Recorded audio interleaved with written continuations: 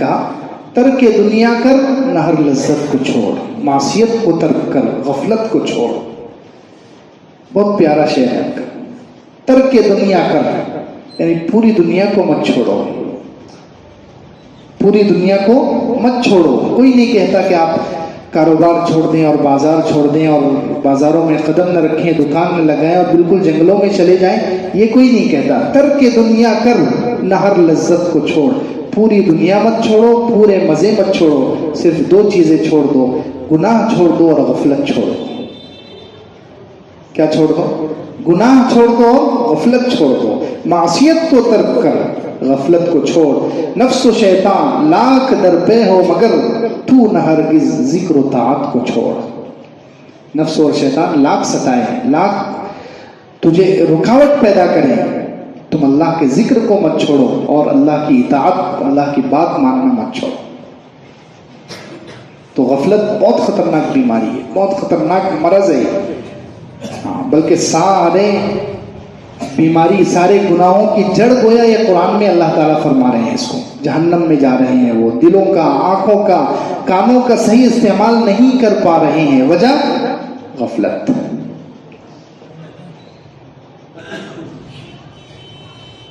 غفلت کی علامتیں ہیں، غفلت کے اسباب ہیں، غفلت کی علامتیں ہیں. ہم پہچانیں کہ ہم غفلت میں ہیں یا نہیں ہیں.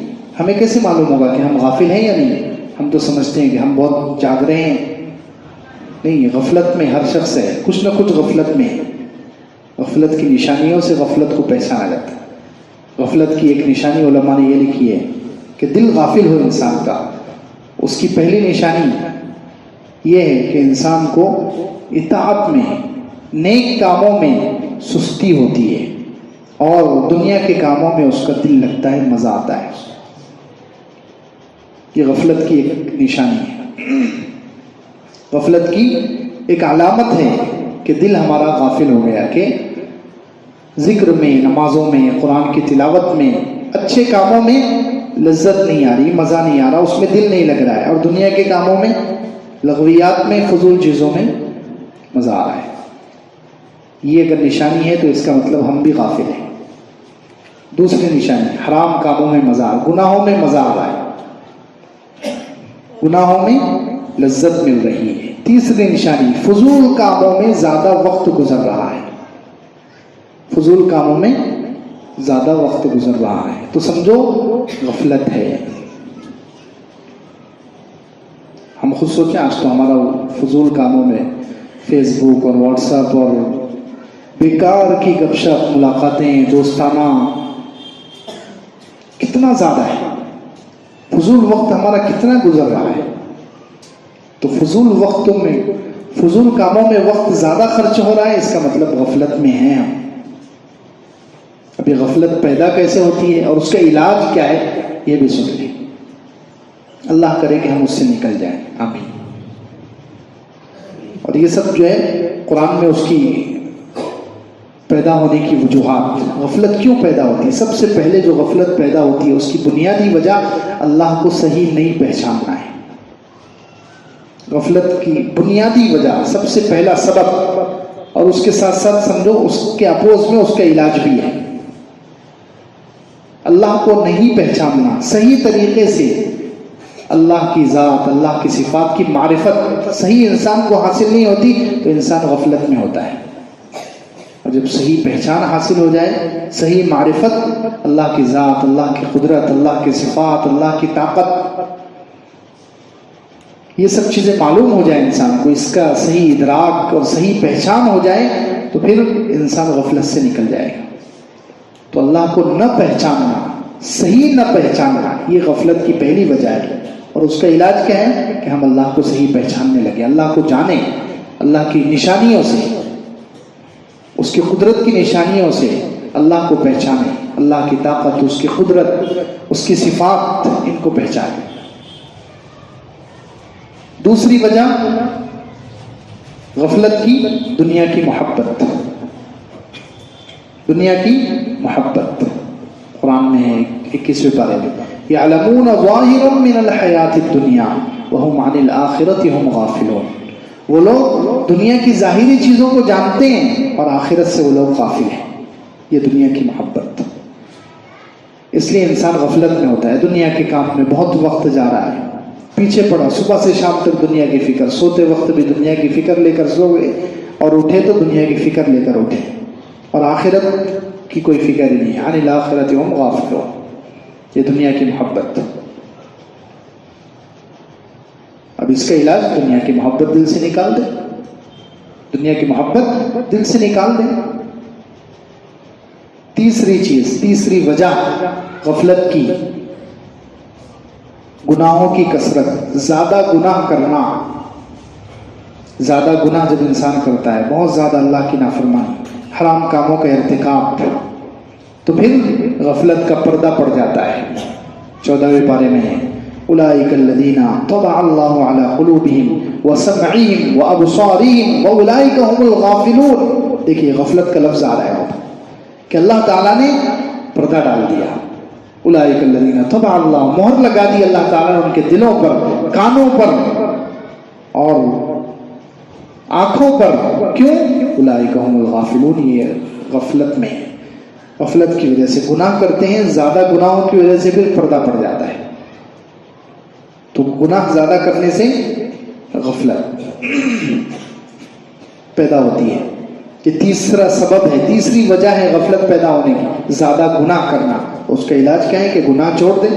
سوچے دن بھر، کبھی تو ایسا وقت آئے کہ ہم رات میں بیٹھ کر سوچیں کہ میں دن میں کتنے گناہ کرتا ہوں، کتنے حرام کام ہیں جو میرے اندر موجود ہیں. جھوٹ بولتا ہوں میں بات بات پر، کسی کو بیوقوف بنانے کے لیے، ہنسانے کے لیے، خوش کرنے کے لیے غیبت کرتا ہوں، غلط باتیں سنتا ہوں، حرام کمائی ہے. یا اور سوچے دن میں کوئی دن تو ایسا ہے کہ ہم بستر پر بیٹھ کر رات کو سونے سے پہلے سوچ لیں کہ میرے اندر کتنے گناہ ہیں. گناہ زیادہ ہوں گے تو غفلت پیدا ہوگی. چوتھی چیز جس سے غفلت پیدا ہوتی ہے، بری صحبت. چوتھی چیز کیا ہے؟ بری صحبت، برے لوگوں کے ساتھ، غافل لوگوں کے ساتھ رہنا. اللہ کے نبی صلی اللہ علیہ وسلم کو حکم دیا گیا، سورہ کہف 15 پارہ، وَلَا تُطِعْ مَنْ أَغْفَلْنَا قَلْبَهُ عَنْ ذِكْرِنَا. آپ اطاعت مت کیجئے. اوپر تذکرہ ہے کہ آپ نیک لوگوں کے ساتھ جو صبح شام اللہ کا ذکر کرتے ہیں ان کے ساتھ رہیے. یہ حضور کو حکم ہے، حالانکہ حضور کو اس کی ضرورت نہیں ہے. اصل حکم امت کو دیا جا رہا ہے، اصل پیغام اس میں امت کے لیے ہے. حضور پاک صلی اللہ علیہ وسلم کو کیا ضرورت ہے؟ وہ تو مشکات نبوت ہے، وہاں سے تو ساری اچھائیاں دنیا میں تقسیم ہوتی ہیں.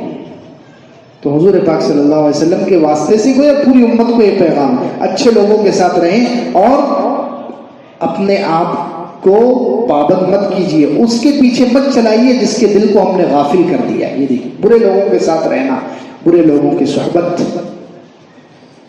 اس کی وجہ سے دل غافل ہو جاتا ہے، غفلت پیدا ہوتی ہے. تو ایسے لوگوں کے ساتھ رہنا، گنہگاروں کے ساتھ، کھلے عام جو گناہ کرتے ہیں، بڑے بڑے گناہوں میں جو ملوث ہیں، گناہ کے کاموں کی طرف ہمیں لے کر جاتے ہیں، کبھی وہ ہمیں مسجدوں میں نہیں لاتے، دینی محفلوں میں نہیں لاتے، تو ایسے دوستوں کو پہچانیں ورنہ قیامت میں پچھتائیں گے. یا ویلتا لیتنی لم اتخذ فلانا خلیلا، کاش میں فلاں کو دوست نہ بناتا. لقد اضلنی عن الذکر بعد اذ جاءنی، اس نے تو مجھے قرآن کے آنے کے بعد گمراہ کر دیا تھا. دوست لوگ بہت گمراہ کرتے ہیں. قرآن میں پچھتائیں گے بہت سارے لوگ، اور قیامت کے دن کہیں گے بہت سارے لوگ کہ کاش میں فلاں سے دوستی نہ کرتا، اس نے تو مجھے راہ حق سے ہٹا دیا تھا، قرآن سے دور کر دیا تھا، دین سے دور کر دیا تھا. اس لیے بری صحبت، برے لوگوں کے ساتھ، گنہگاروں کے ساتھ، غافل لوگوں کے ساتھ رہنا یہ غفلت پیدا کرتا ہے. پانچواں سبب، پانچویں وجہ، لمبی امیدیں، زیادہ لمبے لمبے پلان. آج کل یہ مرض بہت عام ہے. ابھی ہے 20 سال کے اور فکر ہے ابھی 50-60 سال کی، یعنی آئندہ 30 سال کی فکر ابھی سے کر رہے ہیں اور بھروسہ کل کا نہیں ہے. پلان ایسا، گھر ایسا بنا لیا 1 کروڑ کا، جیب میں 1 ہی لاکھ ہے، 30 سال ہم پھیرتے رہیں گے. وہ آپ کو گارنٹی ہے کہ آپ 30 سال رہیں گے دنیا میں؟ اللہ معاف فرمائے. یہ لمبی امید ہے، اس کو کہتے ہیں لمبا پلان. لمبے لمبے قرضے لے رہے ہیں لوگ کہ ہم پھیرتے رہیں گے. تو کیا امید ہے بھائی؟ کس نے کہا ہے آپ کو کہ آپ اتنے سال زندہ رہیں گے کہ آپ اتنا لمبا قرض لے رہے ہیں؟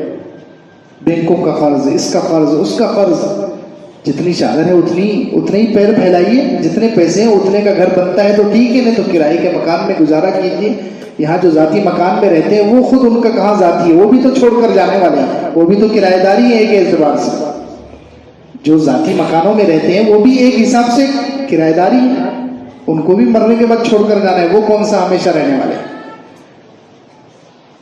تو یہ لمبی امید ہے، لمبے پلان، یہ انسان کو غافل. جب ظاہر سی بات ہے اس نے ٹارگٹ بنا لیا کہ مجھے 30 سال تک قرضہ پھیرنا ہے، تو وہ 30 سال تک نمازیں کہاں پڑھے گا، آخرت کو کیسے وقت دے گا، اللہ کو کیسے وقت دے گا، دینی کاموں میں کیسے وقت دے گا، غافل ہو جائے گا. تو لمبے پلان اور لمبی امیدیں انسان کو غافل کر دیتے ہیں.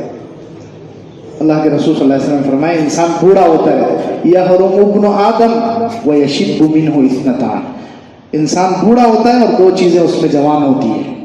انسان بوڑھا ہوتا ہے اور دو چیزیں جوان ہوتی ہیں اس کے اندر، ایک مال کی لالچ اور ایک زیادہ جینے کی لالچ.